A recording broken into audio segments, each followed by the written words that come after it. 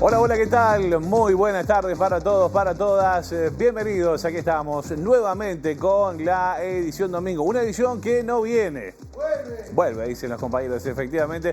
Y con mucho gusto aquí estamos nuevamente para compartir la edición dominical con mucha información para compartir con ustedes. Aquí están. Estos son nuestros titulares. El presidente Yamandu Orsi convocó al primer Consejo de Ministros de su gestión para el martes 25 y se espera que una vez terminado se dé a conocer la decisión sobre el proyecto Neptuno. En el Día Mundial del Agua, miles de personas marcharon por Montevideo reivindicando la gestión pública del recurso según lo dispuesto por la reforma constitucional del año 2004. El Foro de Madrid, que integra el exdiputado blanco Pablo Viana, advierte en un informe que con una vicepresidenta comunista Uruguay puede seguir el camino de Argentina con Cristina Fernández. Grupos de ultraderecha denuncian que el gobierno presionó al Hotel Radisson para que suspendieran dos actividades: el lanzamiento de la Plataforma por la Libertad y el encuentro denominado La Derecha Fest. Más de 1000 personas a caballo, moto y autos marcharon esta mañana por Soriano en apoyo al formalizado exintendente blanco Guillermo Besosi, que los recibió en la chacra e improvisó un discurso. Sectores del Partido Colorado confirmaron que esperan el regreso de Luis Almagro cuando deje la Secretaría General de la OEA en mayo para concretar su intención de retomar la actividad partidaria. A un año de su inauguración, la Intendencia de Montevideo presentó la programación 2025 del Espacio Modelo, al que asisten 10.000 personas por fin de semana.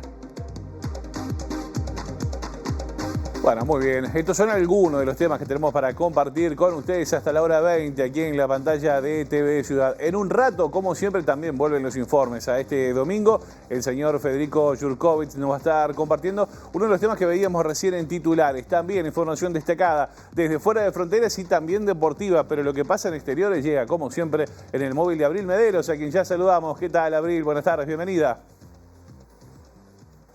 Muchas gracias, Josema. El gusto de saludarles a todos y a todas. Así es, bueno, vamos a tener información concretamente a nivel del Ministerio de Salud Pública luego de este primer caso de dengue autóctono que se halló en Montevideo y este operativo que se realizó en el barrio Reus para prevenir e intentar detectar eventuales nuevos casos. Para ello vamos a estar contando con la palabra de la directora de Salud, Fernanda Nosar, que nos va a estar contando un poco los detalles de este operativo y de la novedad de esta enfermedad y cómo está presente en el país en unos minutos nada más. Perfecto, muchas gracias, Abril. En un rato vamos a retomar entonces el contacto contigo. Nosotros vamos a comenzar el desarrollo de la información, lo decíamos en nuestros titulares, les contamos que este martes tendrá lugar el primer Consejo de Ministros de la administración del presidente Yamandu Orsi y tendrá como uno de sus ejes centrales el contacto del proyecto Neptuno y el margen que existe para poder modificarlo o no. La discusión se dará semanas después de que el Ministerio de Ambiente anunciara su Plan Nacional de Infraestructura Hídrica que asegure el abastecimiento de agua para el consumo humano hasta el año 2050.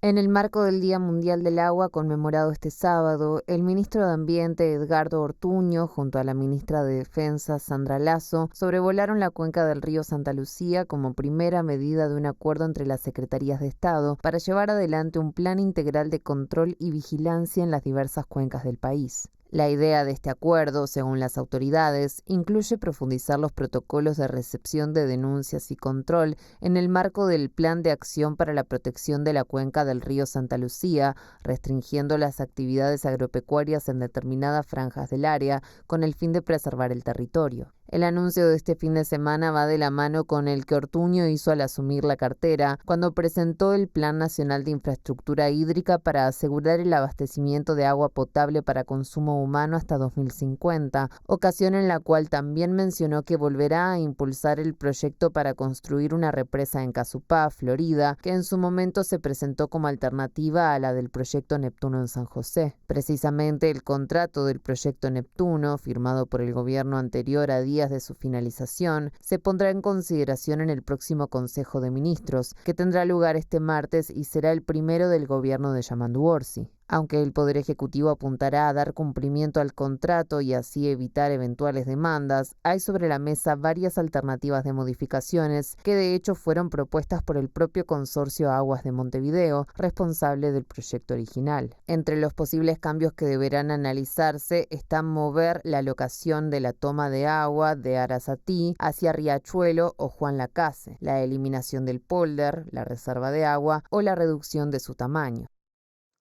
Y a propósito del tema, en el Día Mundial del Agua y convocada por más de 80 organizaciones, se realizó este sábado una nueva marcha justamente por el agua y en contra de la privatización de recursos y en reclamo además de la anulación del proyecto Neptuno, entre otras iniciativas privadas denunciadas por su impacto ambiental negativo. La convocatoria fue a partir de las 5 de la tarde, esto se realizó allí en el Obelisco, donde a partir de las 6 se marchó hacia el Parque Rodó para culminar la jornada con actividades artísticas y también culturales.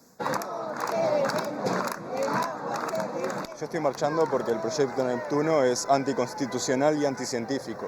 Soy estudiante de Facultad de Ciencias. El proyecto es anticonstitucional. Sí, viola el artículo 47, que dice que el suministro de agua tiene que ser hecho por el Estado. Por lo menos ahora creo yo que tenemos un gobierno que quizás podría llegar a escuchar más a la ciencia y bueno, espero sinceramente que sí. Yo marcho por el agua, porque el agua es un bien común y el agua es de todos. El artículo 47 de la Constitución está siendo violado por todos los gobiernos, por los partidos Nacional, los Colorados, el Frente Amplio, y en este momento estamos también viendo a ver si el proyecto Neptuno, el presidente Orsi y su gobierno lo deja de lado. El agua es de todos, ¿verdad? Sí, la cuidamos. Y la cuidamos mucho, de agua subirá y para todos. ¿Por qué marchás hoy? Por el agua y para defender. El agua de todos y la cuidamos mucho, decía ese chico en el marco de esta movilización. Bueno, eran algunos de los testimonios que recabaron allí en las personas que asistieron a esa manifestación. Pero también hubo más información vinculada a esta movida. Bueno, hoy, en conmemoración del Día Internacional del Agua, organizamos, junto con la articulación por el agua y la coordinación por el agua, esta marcha para poder hacer visible el grave problema que tenemos con el agua. Nosotros lo que tenemos que encarar es realmente un tema de cómo vamos a organizar el país para que el agua no falte, terminar con los monocultivos forestales que afectan el agua, terminar con los cultivos de soja que contaminan el agua y terminar con proyectos de hidrógeno verde, que ahora es lo que ha aparecido recientemente en el país, que van a utilizar cuantiosas cantidades de agua y que tienen firmados contratos que nadie ha podido ver. Son contratos que han sido secretos, como todos los contratos que se han firmado hasta ahora. En relación al proyecto Neptuno, la postura es de anular el contrato firmado. Para nosotros, el proyecto tal cual fue presentado debe anularse. No es que el proyecto se puede modificar y nosotros tengamos que aceptar o no. Que no se puede firmar un contrato para hacer un proyecto y luego modificar el proyecto y decir que ese contrato es válido. En el marco de esta movilización, también vecinas y vecinos de Marindia acercaron una denuncia. Concretamente, cuestionan a la Intendencia de Canelones por permitir recientemente, dicen, la construcción de un barrio privado que, según sostienen ellos, va a afectar negativamente a la Laguna del Cisne. Allí tenemos la Laguna del Cisne que abastece toda la Costa de Oro para beber agua, ¿no? Su agua que viene a través de OCE está extraída en la Laguna del Cisne. Nosotros tenemos esa Laguna del Cisne amenazada por la construcción de un barrio privado que son 73 chacras de 3 hectáreas cada una, con su pozo negro, con sus prácticas deportivas en el agua, con el desastre que le hacen al medio ambiente, a la parte fauna, a la parte flora, a todo lo que es la micro vida de la gente que vive en sus orillas y de las especies que allí habitan, que viven de ese ambiente tan especial, ¿verdad? Es una laguna muy preciada, la única laguna natural al sur del continente de América. En realidad lo hicieron totalmente ilegal, porque el agua es de la gente. Hay 34.000 servicios de OCE que nos da el agua de la laguna y la laguna peligra realmente. ¿Ustedes presentaron algún recurso para que se dé marcha atrás? Con las comisiones de Cuenca, van 3, todos los de la zona estamos peleando, defendiendo la laguna del Cisne.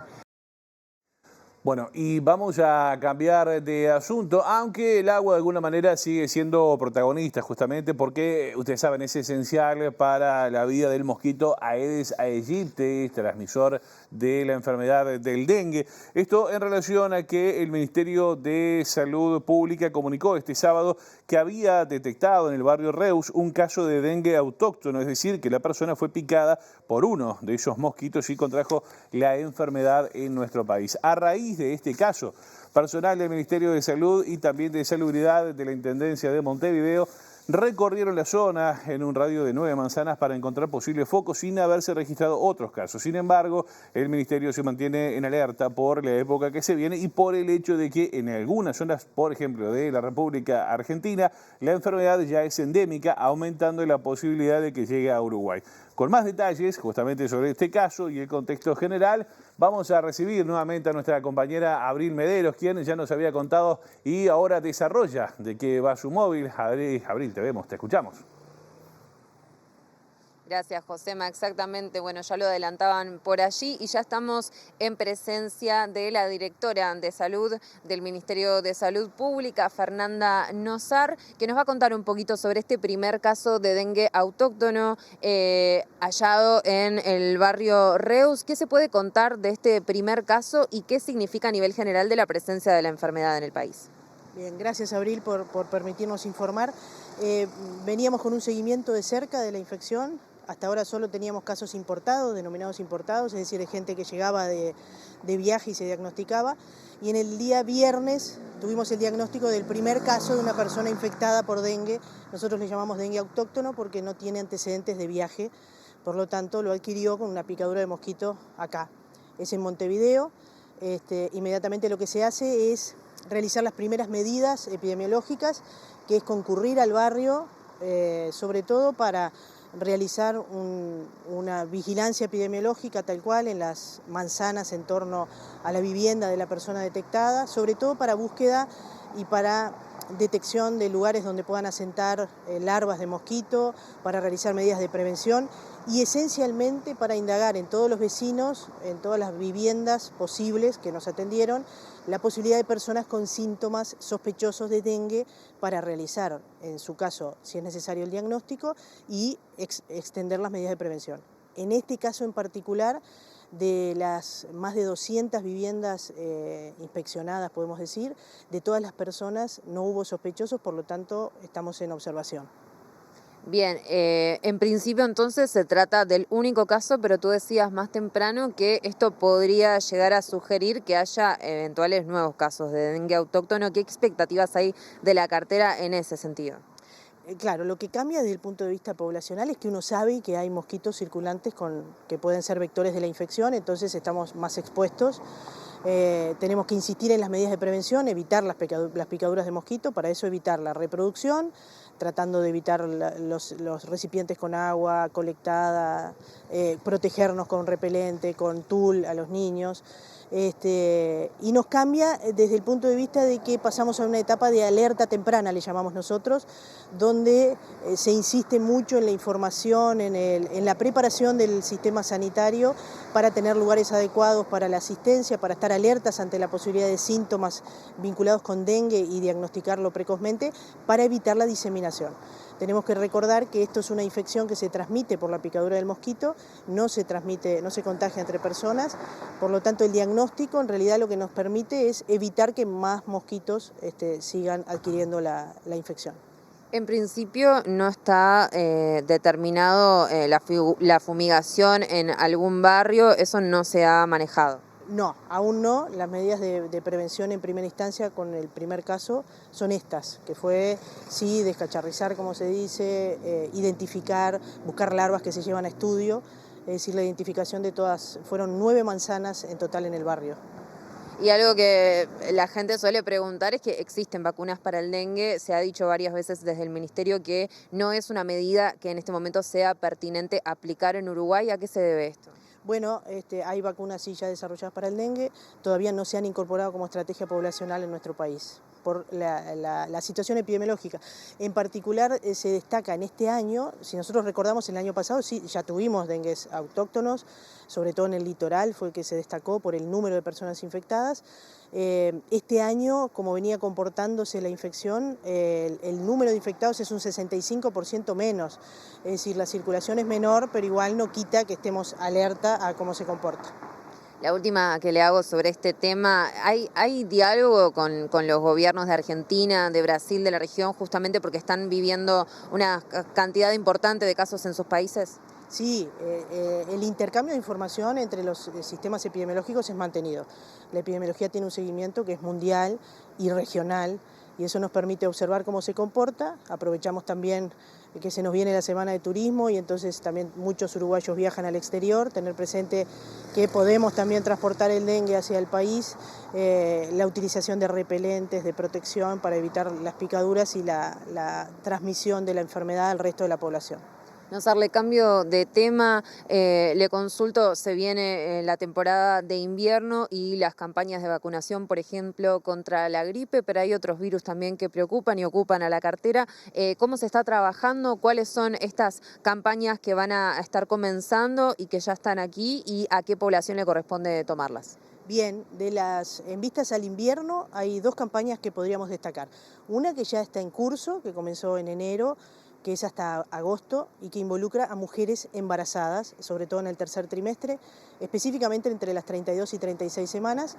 Con esta medida de prevención, que es la vacuna del BRS, lo que intentamos es disminuir la posibilidad de infecciones graves en niños lactantes.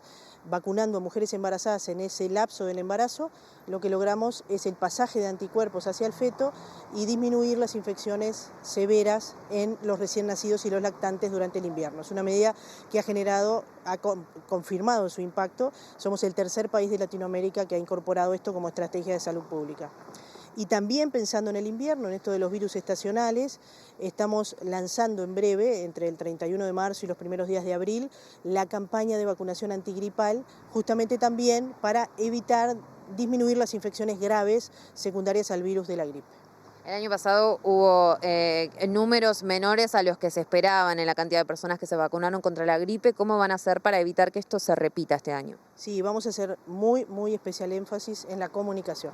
La clave es la comunicación, es hablar de si existen o no factores de riesgo, quiénes lo tienen indicado, por qué la realizamos, que es para evitar las complicaciones graves, sobre todo en poblaciones más vulnerables, es donde insistimos, en trabajadores de la salud, en adultos mayores, en personas que viven en lugares que pueden favorecer el hacinamiento, en niños con algunas dificultades, en patologías crónicas, todas esas son clave, pero la vacuna está disponible para todos. Muchísimas gracias, Fernanda. Bueno, teníamos allí la palabra de la directora de Salud del Ministerio de Salud Pública, Fernanda Nazar, en el marco de este primer caso de dengue autóctono aquí en Montevideo. Volvemos a estudios. Muy bien, muchas gracias Abril, a vos, al equipo y por supuesto a nuestra entrevistada. Nosotros seguimos con otras informaciones y en un ratito ya nos metemos de lleno en el caso Besossi porque han surgido novedades este fin de semana a propósito de su situación. Pero ahora hablamos también de una cuestión más vinculada a la salud porque este lunes el Ministerio de Salud Pública dará a conocer estadísticas sobre la tuberculosis en Uruguay durante el año 2024.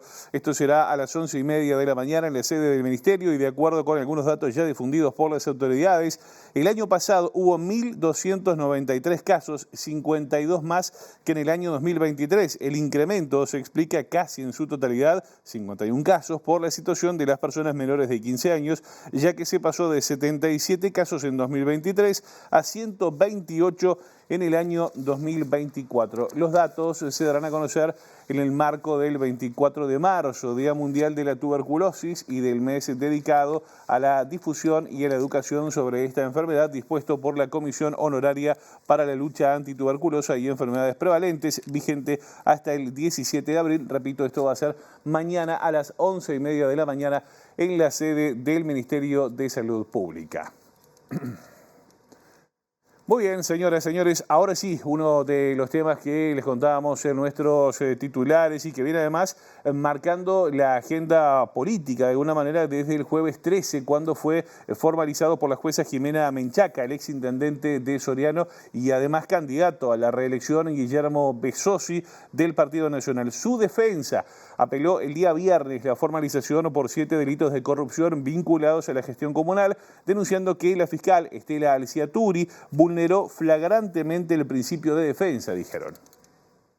La apelación fue presentada el viernes en la tarde, según lo publicado por El Observador este sábado, siendo Juan Fagundes uno de los abogados que patrocinan al exintendente de Soriano, Guillermo Besosi. De acuerdo con la información trascendida, el escrito presentado ante la jueza Jimena Menchaca sostiene que se vulneró flagrantemente el derecho de defensa, la defensa técnica como derecho fundamental de justiciable, el principio de contracción y el de igualdad por el que debe velar el tribunal. De acuerdo con citas de la apelación publicadas en este caso por Montevideo Portal, Fagundes cuestiona que la formalización de la investigación debe permitir al sospechoso una correcta preparación para presentar argumentos contra la evidencia que recabó la Fiscalía.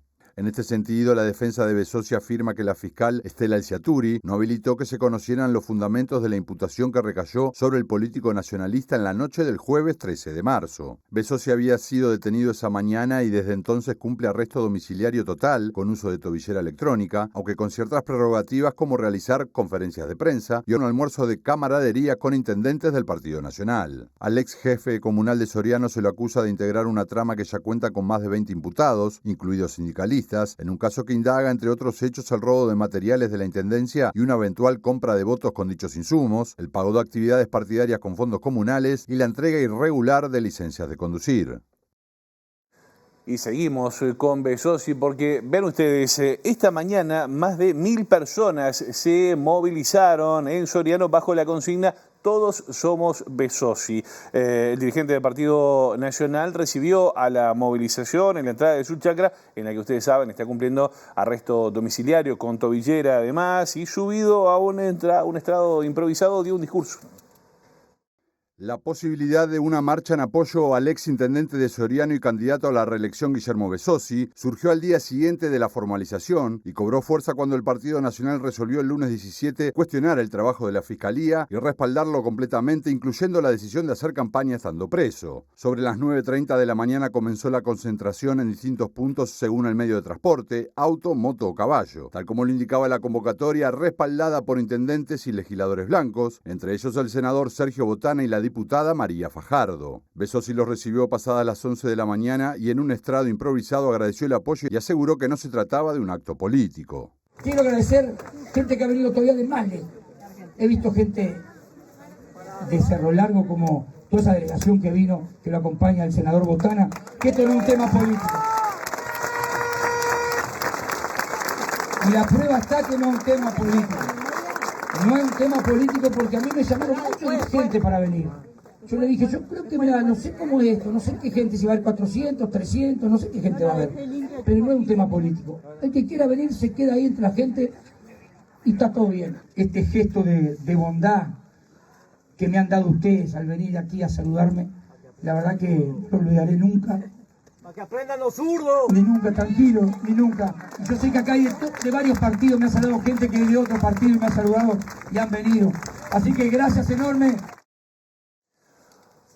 Bueno, muy bien, y así como seguirá haciendo campaña, Besosi asegura que va a seguir haciendo campaña para lograr su tercera reelección como intendente de Soriano. Aquí en Montevideo hubo novedades en las últimas horas de cara a las elecciones departamentales de mayo. Según la última encuesta de la empresa Factum, el Frente Amplio ganaría nuevamente la intendencia de Montevideo, pese a que la mayoría de la población capitalina, un 55% estamos hablando, 1 de cada 5 frente amplistas desaprueba la gestión. La aprobación de la gestión de la intendencia en Montevideo alcanza un 40%, mientras que la desaprobación 55%. Así lo indica el último informe de Factum, ubicando el apoyo por debajo del nivel de intención de voto que tiene el Frente Amplio de cara a las departamentales de mayo. Entre otras cosas, esto sucede, según indica el informe, porque el 21% que manifiesta que votará al Frente Amplio desaprueba la gestión actual, y algo similar sucede con la evaluación de la gestión según expectativas previas. Para el 67% de la población las expectativas no fueron cumplidas o no esperaban nada de ella. En ambos casos los índices de rechazo se explican porque entre los votantes opositores la desaprobación en el primer bimestre de 2025 llegó al 93%, mientras que 90% o bien no tenía expectativas sobre la futura gestión de Carolina Cose o consideró que los resultados fueron menores a las que tenía. De todos modos, la intención de voto para el oficialismo llega al 47%, que en 2020 había ganado con el 52% sumando los respaldos obtenidos por Cose, Álvaro Villar y Daniel Martínez. En cuanto a la coalición republicana, que competirá por primera vez con ese lema tras haberlo hecho bajo el paraguas del Partido Independiente hace 5 años, acumula una intención de voto de 32%, 8 puntos menos que los obtenidos por Laura Raffo, candidata única de la oposición en 2020.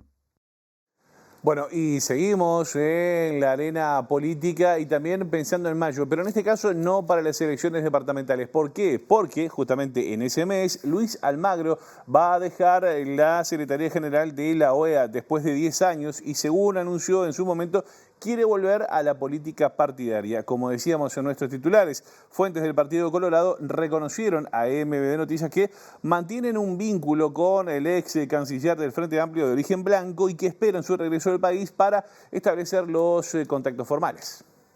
Puedo decir algo, siempre fui blanco, o sea, es muy difícil dejar de ser blanco, porque eso es algo que uno aprende de chicos condicionados psicológicamente y todo.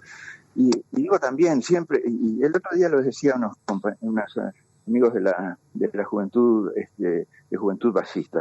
También siempre fui basista, soy todo basista. En noviembre de 2020, un mes después de estas declaraciones, la proyección de Luis Almagro como figura política nacional tuvo un rebrote con la publicación del libro Almagro no pide perdón, de los periodistas Martina Talevich y Gonzalo Ferreira, donde repite estos conceptos sobre su origen y recorrido político partidario.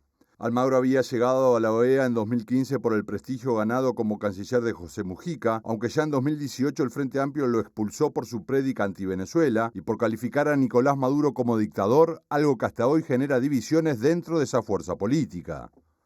A partir de entonces empezó a especular con su futuro político después de la OEA, interrogante que se extendió otros 5 años porque en 2020, impulsado por Estados Unidos y con el voto de Uruguay bajo la presidencia de Luis Lacalle Pou, pero con el rechazo del Frente Amplio, fue reelecto. Si bien no se descarta que el vínculo tejido con Washington durante esta década le permita continuar su carrera en organismos internacionales, también es clara su intención de volver a la política uruguaya. Varios dirigentes del Partido Colorado, entre ellos el precandidato Guzmán Acosta y Lara, lo visitó en Estados Unidos durante la campaña hacia las internas y dijo que Almagro aportaría documentos a su programa de gobierno, al tiempo que se conoció que también saludó públicamente la candidatura de Zaida González. En este sentido, el secretario general de la Fundación José Pablo Torcuato Valle de Ordóñez, Ramiro Tafernaberri, dijo a MBD Noticias que se mantiene el vínculo con Almagro y que si bien no se avanzó sobre su posible incorporación, esperan que regrese al país después de mayo para iniciar los contactos formales. Dicha fundación, de la cual González es vicepresidenta, se fundó en 2022 durante la pandemia como forma de mantener la militancia política y en ese contexto, vía Zoom, se produjo la primera participación de Almagro en una actividad partidaria de los Colorados. Bueno, muy bien. Señores y señores, momento de informe especial en la edición domingo de MB Noticias y como siempre un gusto recibir a nuestro compañero Federico Jurkovic. Fede, ¿qué tal? Buenas tardes, bienvenido. José, el gusto es mío, claro que está contento también de volver a las ediciones dominicanas y con los informes que vamos a hablar de política. Bueno, muy bien, sí, vaya tema plantea el día de hoy. Ya veo un toro atrás mío ahí, ya me preocupa un poco, pero ¿de qué va? Bueno, va de esto, Josema. Estamos ante el desembarco de las fuerzas del cielo de Javier Milei en Uruguay. Mira. Pero para contarte todo esto, preciso empezar por otro tema. Te voy a contar del Foro de Madrid, que es un espacio político financiado y que depende de Vox España, y que el 13 de marzo lanzó su primer informativo latinoamericano con esta noticia, por ejemplo. A ver. El 1 de marzo tomó posesión como presidente de la República Oriental del Uruguay el representante del partido Frente Amplio, Yamandú Orsi. Orsi, heredero político de Pepe Mujica, conducirá a Uruguay a la órbita del Foro de Sao Paulo y del Grupo de Puebla, aumentando el papel del Estado en la vida de sus ciudadanos y perjudicando de forma grave la iniciativa privada y el crecimiento económico. El hecho de que su vicepresidenta sea Carolina Cose, del Partido Comunista, hace temer un proceso parecido a lo que ocurrió en Argentina con Cristina Fernández de Kirchner. Una de las primeras medidas ha sido dejar de reconocer al presidente electo y legítimo de Venezuela, Edmundo González Urrutia, hecho denunciado oportunamente por la Fundación Rioplatense de Estudios. Esto es un indicador y una alerta clara para la comunidad internacional de las pretensiones de la nueva administración uruguaya, que es abiertamente socialista y será cómplice y servil con las dictaduras socialistas de la región.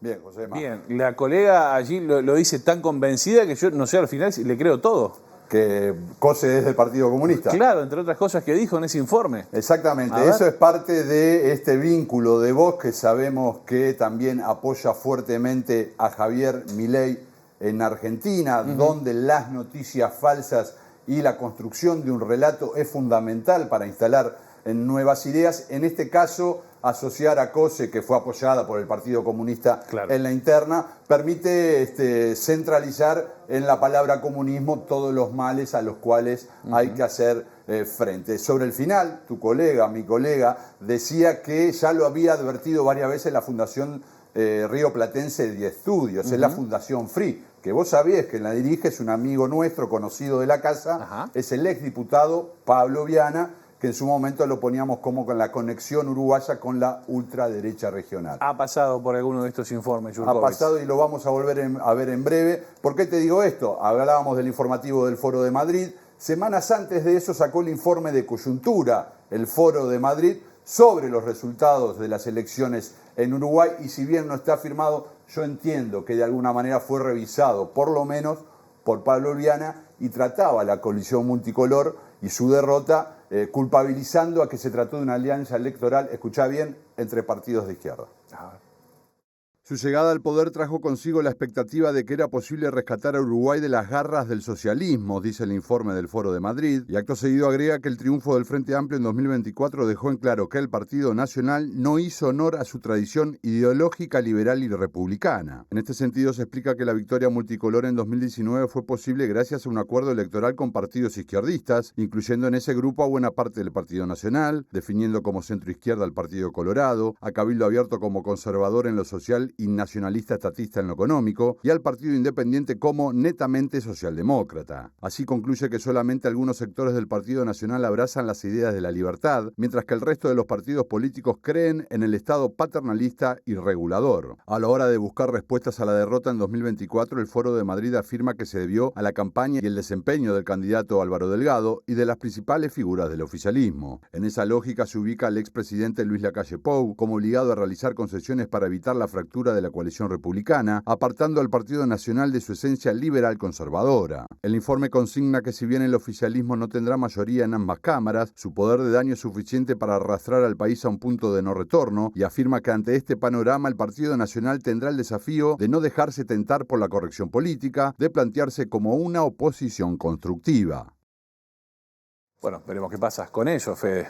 Bueno, ahí está entonces, el informe es mucho más largo, también así Pablo Viana, el representante del Foro de Madrid en Uruguay, en este informe por lo menos avaló, porque él lo difundió en sus redes sociales, que no hay espacio para un nuevo partido en Uruguay que concentre las ideas de la libertad, así lo plantea, y haciendo referencia al Partido Libertario. Tú te acuerdas que intentó competir y ni siquiera llegó a los votos necesarios. Por eso él llama a fortalecer los sectores liberales en cada uno de los partidos.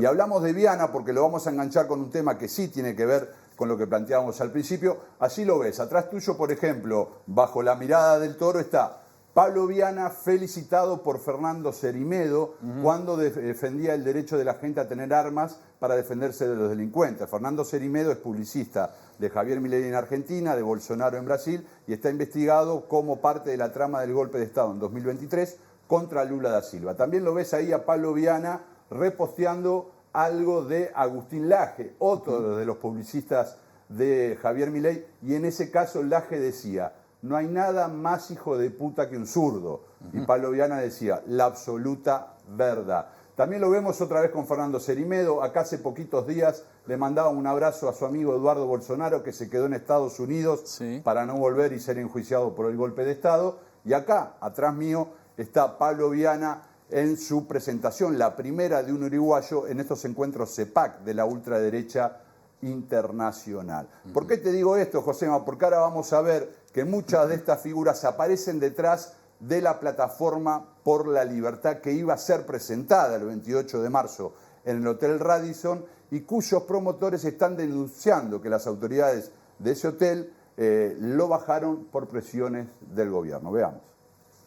El movimiento identificado como Plataforma por la Libertad había anunciado su lanzamiento para este viernes 28 de marzo en el Hotel Radisson a las 20 horas, con entrada libre y gratuita. Se anunciaba la participación de los principales referentes del colectivo, tanto de Fernando Tori como de Stefani Magliano. El primero de ellos es presidente de la Asociación de Liberales del Uruguay y, entre otras cosas, forma parte del Consejo Internacional de la Fundación Faro, con sede en Argentina, y liderada por el politólogo Agustín Laje, uno de los ideólogos detrás de la creación del fenómeno libertario de Javier Milei. Por su parte, Magliano es una ex militante del Partido Nacional que reivindica la dictadura y su condición de derecha, tal como lo destacó semanas atrás La Derecha Diario, el medio fundado por el publicista argentino Fernando Cerimedo, quien estuvo a cargo de las campañas de Javier Milei y de Jair Bolsonaro en Brasil, donde actualmente es investigado por ser parte del intento del golpe de Estado contra Lula en 2023. En este contexto, Dotti aseguró este fin de semana que no es la primera vez que son objeto de censura y que pese a ello seguirán adelante, aunque todavía no hay una nueva fecha para el lanzamiento.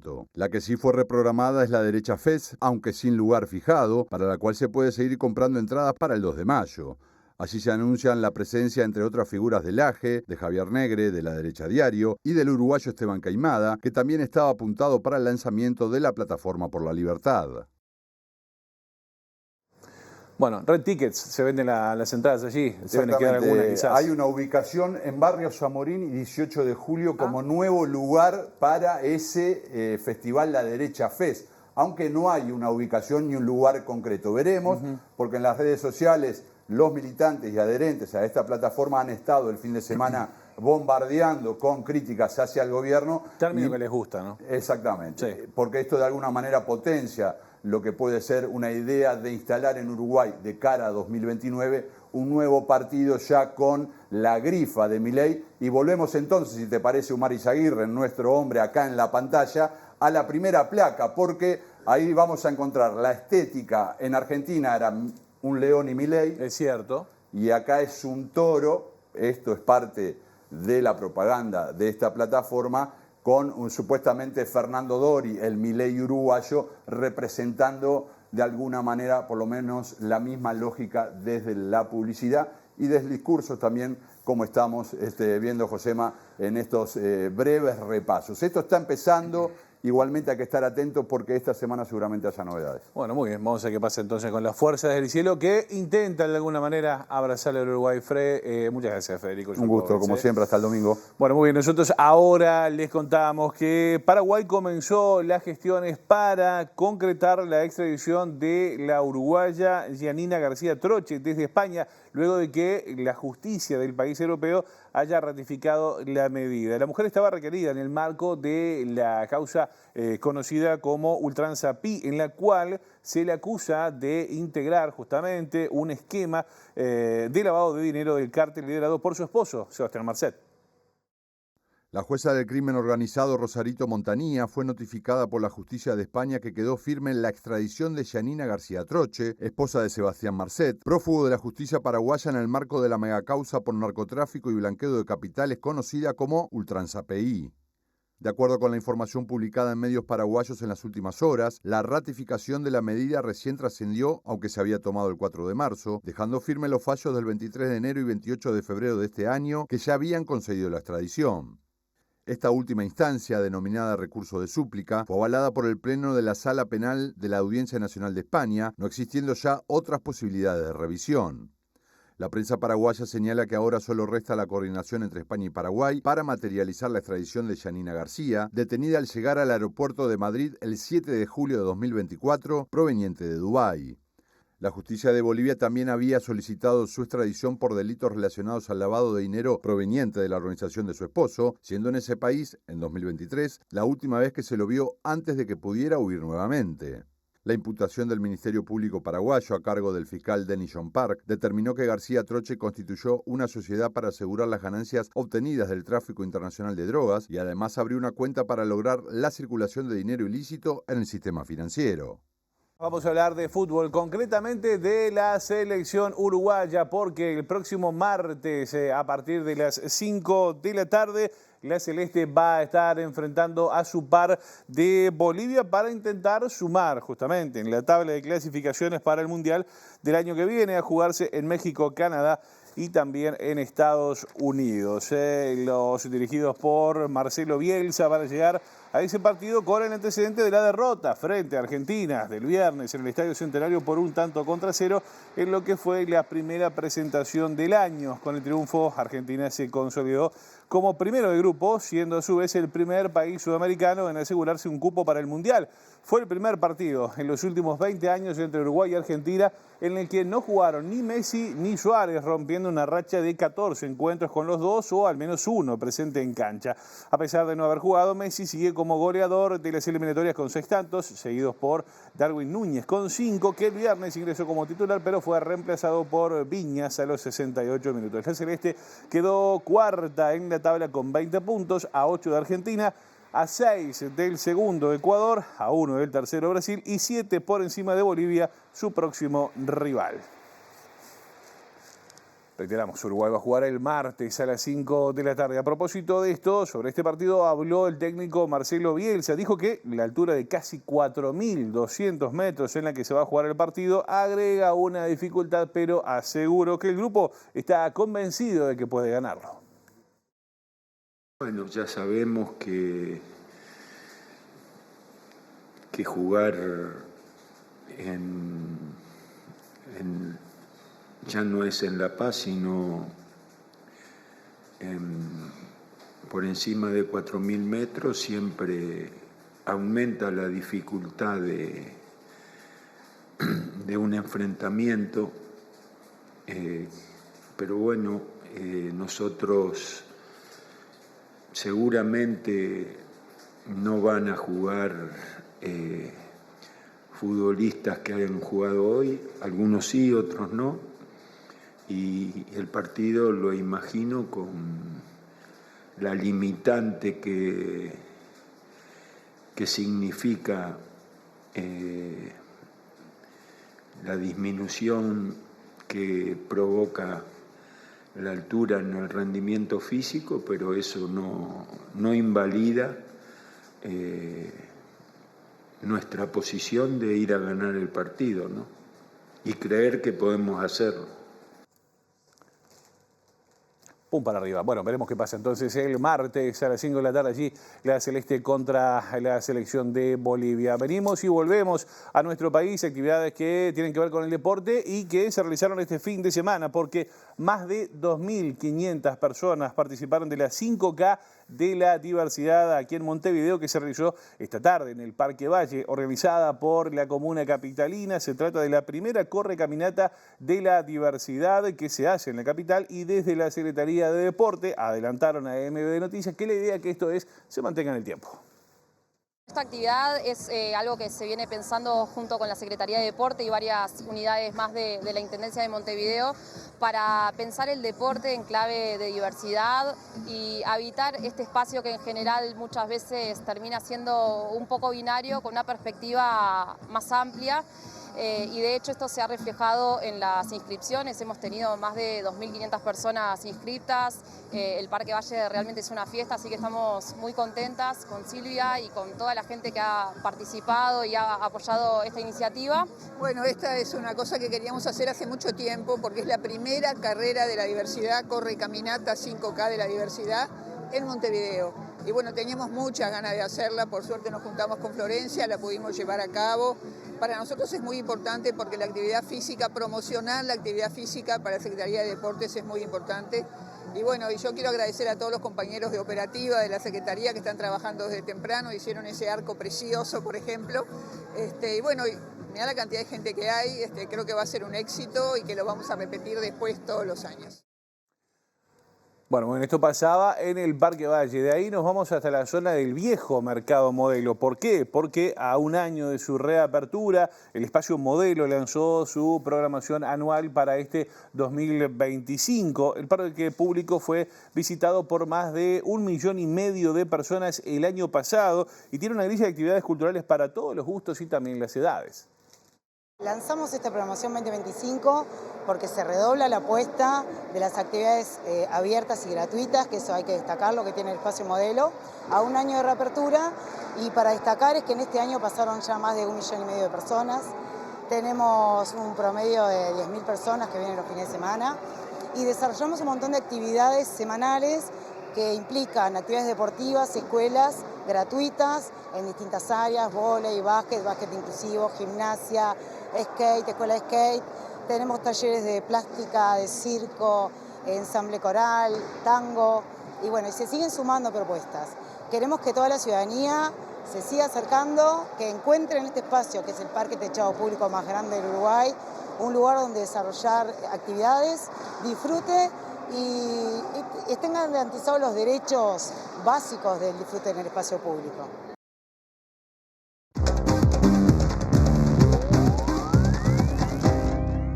Bueno, abrimos el capítulo internacional, nos vamos hasta la República Argentina porque las organizaciones de derechos humanos de aquel país van a marchar este lunes 24 de marzo para conmemorar el Día de la Memoria, Verdad y Justicia a 49 años del último golpe de Estado militar. Por primera vez, además, los colectivos se van a movilizar juntos y van a leer una proclama consensuada que va a incluir además un mensaje claro de rechazo ante la deriva autoritaria del gobierno de Javier Milei.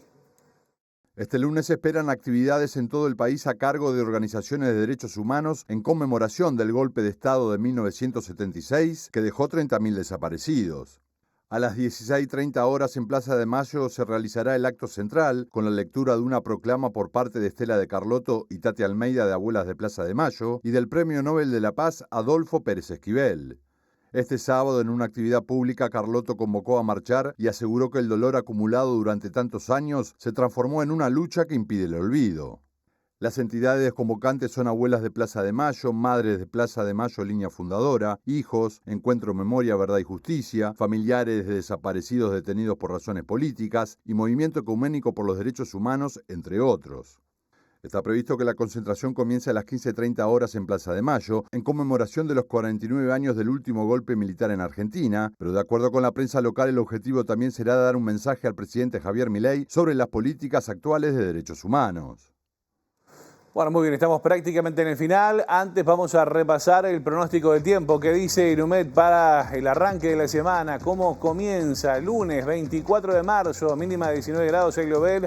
La máxima mañana será de 25, cielo nuboso y cubierto con algunas precipitaciones aisladas y baja probabilidad de tormentas. Va a haber neblinas en la mañana, dice el Instituto Uruguayo de Meteorología. Para el martes 25 de marzo, la mínima será de 17 y la máxima de 23. Con cielo nuboso y cubierto, precipitaciones aisladas, dice el Instituto Uruguayo de Meteorología.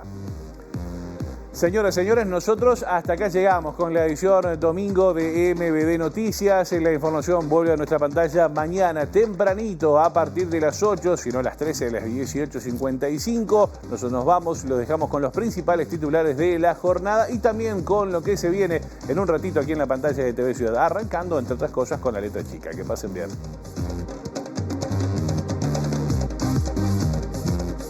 El presidente Yamandú Orsi convocó al primer Consejo de Ministros de su gestión para el martes 25 y se espera que una vez terminado se dé a conocer la decisión sobre el proyecto Neptuno. En el Día Mundial del Agua, miles de personas marcharon por Montevideo reivindicando la gestión pública del recurso según lo dispuesto por la reforma constitucional del año 2004. El Foro de Madrid, que integra el exdiputado blanco Pablo Viana, advierte en un informe que con una vicepresidenta comunista Uruguay puede seguir el camino de Argentina con Cristina Fernández. Grupos de ultraderecha denuncian que el gobierno presionó al Hotel Radisson para que suspendieran dos actividades, el lanzamiento de la Plataforma por la Libertad y el encuentro denominado La Derecha Fest. Más de 1000 personas a caballo, moto y autos marcharon esta mañana por Soriano en apoyo al formalizado exintendente blanco Guillermo Besosi, que los recibió en la chacra e improvisó un discurso. Sectores del Partido Colorado confirmaron que esperan el regreso de Luis Almagro cuando deje la Secretaría General de la OEA en mayo para concretar su intención de retomar la actividad partidaria. A un año de su inauguración, la Intendencia de Montevideo presentó la programación 2025 del Espacio Modelo, al que asisten 10.000 personas por fin de semana.